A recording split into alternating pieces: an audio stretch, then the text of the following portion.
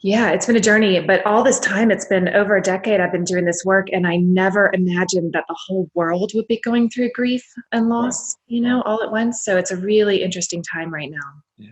Now, when you were going through that in your adulthood with your parents, did you ever feel like that sense of isolation that you were the only one going through that and you just kind of felt in that moment by yourself?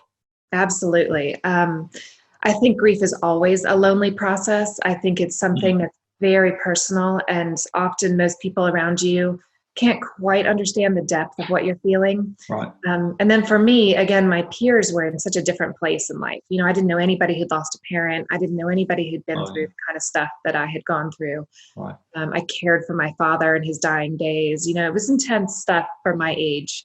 So I felt very alone much of the time. Wow. Well, with this coronavirus has got a lot of us shut down. I mean, all of us really shut down.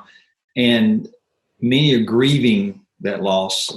Tens of thousands of people today are going through that because of losses that we've already experienced through this. So my question to you would be is why grief is hard just in a normal routine. Mhm. Why is it harder when you grieve in isolation like we're being almost forced to do at this time? I think some of it is just that lonely feeling. I think there's something heartening that we're all going through it at the same time, yet we're all Mhm. by ourselves. And when Right. we're grieving, we're so vulnerable. The emotions cause us to be so volatile, so up and down, and we need a lot of support when we're in that kind of state.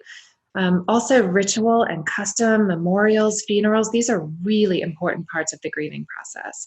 And when we can't do those, and we can't say goodbye in person to our loved ones, and we can't get a hug from somebody who Mm. can support us, when we can't, attend a memorial, hold a wake, go to a funeral, those are really difficult things to not be able to do right now. Right.